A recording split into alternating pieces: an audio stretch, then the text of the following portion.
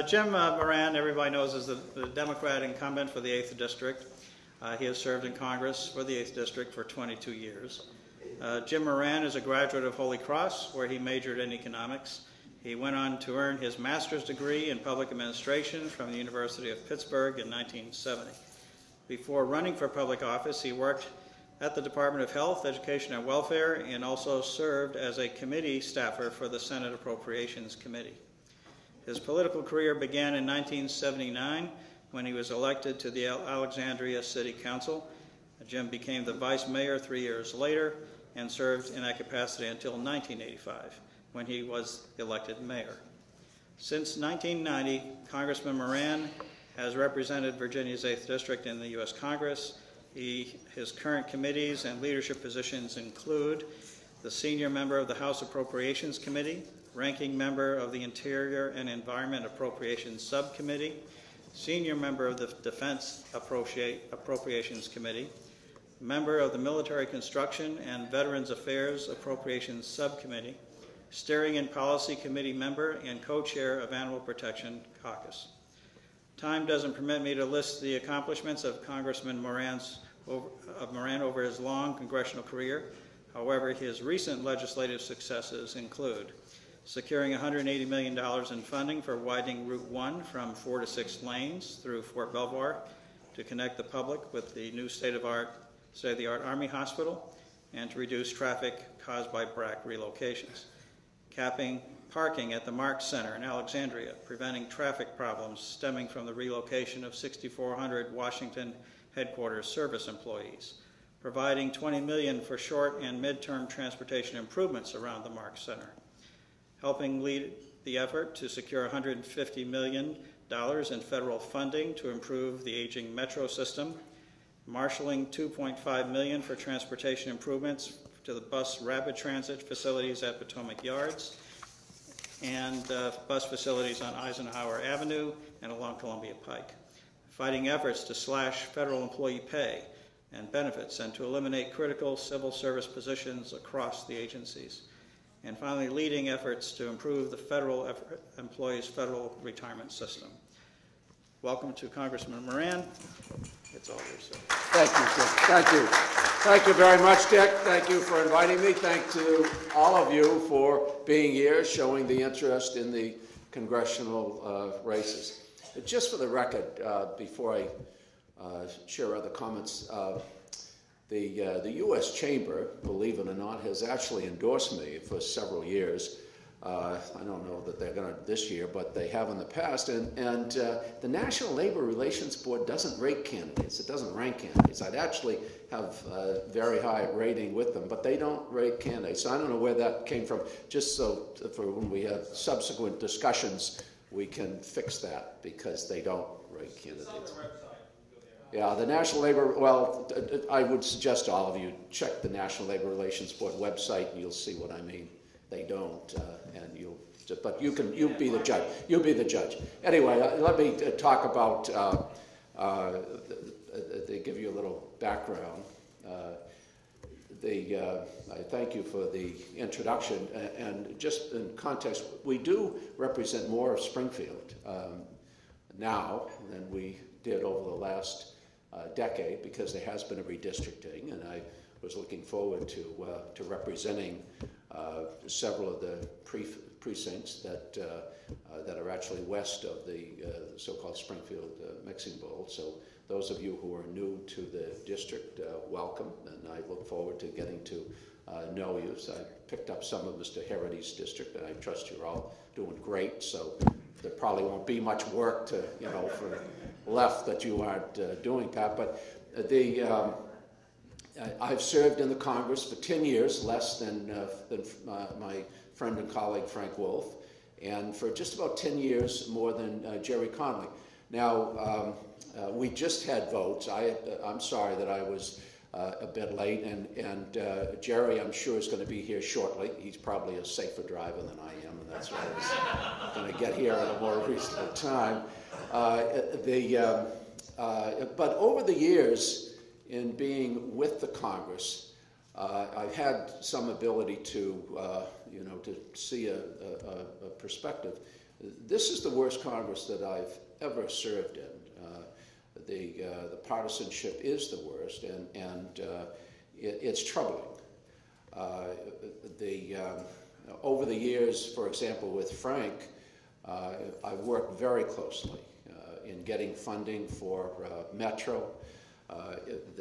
Right now, Frank and I are working diligently to try to get the FBI moved from the District of Columbia to Northern Virginia, and we've got a couple of sites. They would, both of which would be relevant and beneficial to this area. And any of you have thoughts, I hope you will share them. I hope we can be successful in that regard. My other colleague who used to represent this area was Tom Davis, and he was the chair of the Fairfax County Board of Supervisors. Tom and I had a similar orientation because we both worked in local government. We started in local government. I was the mayor of Alexandria, and he was the chair of the Fairfax County Board of Supervisors. And so we recognized that what's most important to people are the things that affect them on a daily basis. Having good employment opportunities, some upward mobility, having good schools, good neighborhoods. If you've got a problem with transportation or whatever, you want a responsive government that's going to address it. And reasonable local and state and federal government when you want to start a business, when you want to acquire capital, when you want to put together the kind of zoning that you need to grow. And we cooperate on a number of things, but specifically that local orientation led us to the conclusion that one of the great opportunities that we could both work on was Lorton, which was a prison facility. I don't know, some of you may be, I don't want to suggest that you're seniors or anything, but some of you may remember when Lorton was a prison right on 95, enormous number of acres, and what wasted land. So the two of us worked for about almost 3 years in putting together a plan and the political support we needed to close down the prison and to turn that area into a very nice residential and recreational area. We've got a beautiful school there, we've got Cross Point, we've got Laurel Hills, it's a nice area. And I'm proud of it. And I know Tom is equally proud of it. Now, we had to do a lot of legerdemain, if you will. Like we had to swap meadow wood so the federal government would pick that up because I had a seat on the Interior Appropriations Committee, and so that we could take the federal land, the federal government owned Lorton. Did a lot, but it was a win-win. The area along Gunston Road, this Meadowwood now, is not developed. It was going to be substantially developed. They were going to put a sewer system in and so on, and we prevented that. So we had a major success because we were able to work in a bipartisan manner, because both of us understood that what matters is what happens within communities, families, neighborhoods. That was our orientation, and that's how we knew what potential Lorton represented. We also knew that it was wrong for people to be wasting half an hour to 45 minutes trying to cross the Woodrow Wilson Bridge.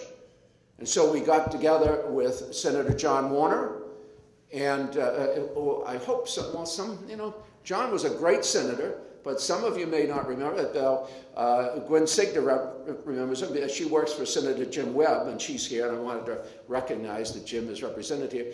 But John was a Republican, a terrific guy, still a very close friend, and John and Tom and Frank and I all worked together, and we got an earmark, because we couldn't have gotten the money otherwise, for $1.5 billion. And we built the Woodrow Wilson Bridge. And that is progress, as is the Springfield Mixing Bowl. But, you have to grow. You have to invest if you want to grow. You have to put money into good schools and into good roads and into even what goes under the ground and good water systems and so on. And that's what I've tried to do. And the proof is in the pudding. We have the best economy anywhere in the country. This is the best place to get a job. And you ask Brian, who runs the school with connected with Innova right here at Springfield, all the young people that are coming in to that educational institute to learn health sciences and work as nurses and healthcare professionals and so on. This area is growing. We've got more economic opportunity than any place in the country because we recognize that it's not either or. It's not the private sector versus the public sector. We both have to work together. The federal government can create jobs, just as the private sector can create jobs. But the end result is to have a strong economy where individuals, families, communities, businesses are all realizing their full potential. So it's not about us versus them. It's about working together across party lines for the betterment of the community. It's about sitting down with each one of you, talking with you, learning what you want us to do, and then going about and getting it done. I see my time is up, so I'm just getting excited here, so I'll stop at this point. I appreciate you being here and look forward to getting to know all of you who I don't know at this point. But thanks for listening to me. Appreciate it. Thank you.